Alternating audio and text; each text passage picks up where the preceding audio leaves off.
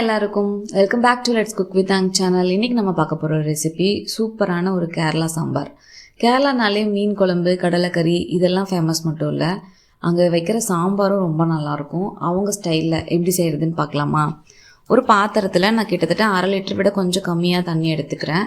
அதில் வெஜிடபிள்ஸ், இவங்களோட சாம்பாரில் நிறைய காய்கறி சேர்த்துவாங்க. எவ்வளோக்கு எவ்வளோ நீங்கள் காய்கறி சேர்த்துறீங்களோ அவ்வளோக்கு எவ்வளோ நல்லாயிருக்கும் அப்படின்னு சொல்லுவாங்க. நான் வந்து கேரட்டு, தக்காளி, பெரிய வெங்காயம், முருங்கைக்காய், பீன்ஸ் இது எல்லாத்தையும் நான் கட் பண்ணி ஆட் பண்ணிக்கிறேன். கத்திரிக்காயும் மாங்காயும் நான் வந்து இந்த காயெல்லாம் வெந்ததுக்கப்புறம் கடைசியாக அந்த 2 காயும் நான் சேர்த்திக்கிறேன். ஏன்னா மாங்காயை நீங்கள் ஸ்டார்டிங்லேயே ஆட் பண்ணிங்கன்னா குழம்பு ஃபுல்லாகவே ஒரு மாதிரி புளிப்பேறிடும். ஸோ இதை மட்டும் நல்லா வேக விடுங்க. கொஞ்சமாக மஞ்சத்தூளும் கூடவே கொஞ்சம் சாம்பார் தூள் போதும், அதிகமாக சாம்பார் தூள் போட வேணாம். ஜஸ்ட் ஒரு 1/2 ஸ்பூன் சாம்பார் தூள் சேர்த்து நல்லா வேக விடுங்க.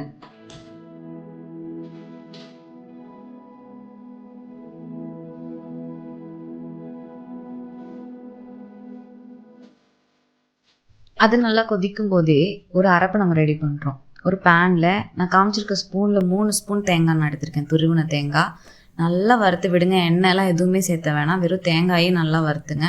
ஒரு கொஞ்சம் அளவுக்கு ப்ரௌன் ஆக ஸ்டார்ட் ஆகும்போது நான் வந்து துவரம்பருப்பு 1 ஸ்பூன், சீரகம் கொஞ்சம், வெந்தயம் 1/2 ஸ்பூன், 2 ஸ்பூன் மல்லி, வரமல்லியும் ஆட் பண்ணி நல்லா அந்த தேங்காய் இவ்வளோ ப்ரௌன் ஆகணும், இந்த அளவுக்கு ப்ரௌன் ஆகிற வரைக்கும் வறுத்துக்கலாம்.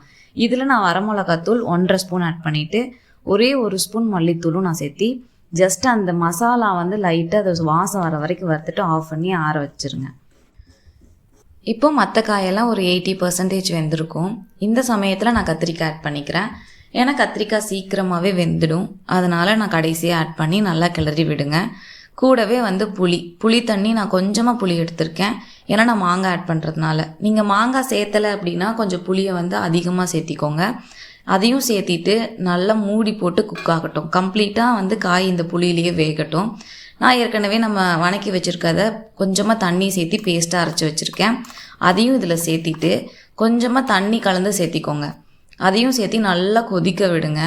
அது நல்லா கொதிச்சு கிட்டத்தட்ட நுரெல்லாம் கட்டி வரும்போது நான் இப்போ மாங்காய் ஆட் பண்ணிக்கிறேன். மாங்காயை கடைசியாக ஆட் பண்ணாலே போதும், ஏன்னா நம்ம இதுக்கப்புறமும் பருப்பு தண்ணிலையும் வேகணும் மாங்காய். இந்த ஸ்டேஜில் ஆட் பண்ணிங்கன்னா கரெக்டாக இருக்கும்.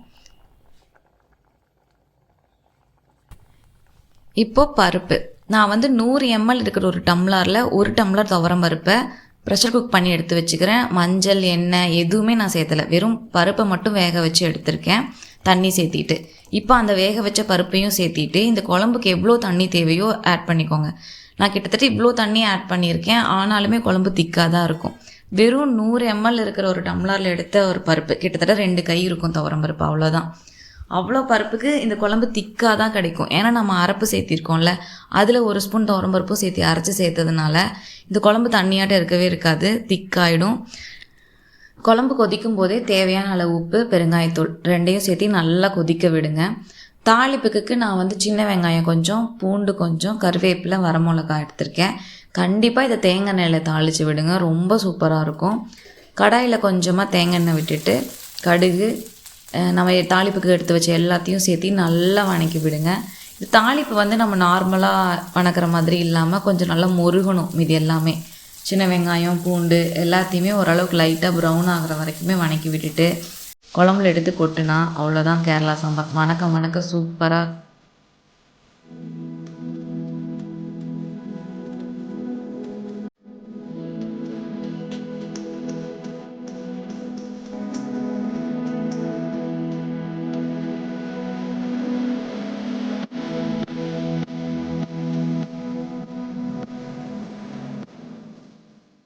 இன்னும் இந்த மாதிரி நிறைய ரெசிபீஸ்க்கு, யூனிக்கான ரெசிபீஸ்க்கும் லெட்ஸ் குக் வித் ஆங் சேனலை சப்ஸ்கிரைப் பண்ணி வச்சுக்கோங்க. See you all in my next video. Enjoy cooking.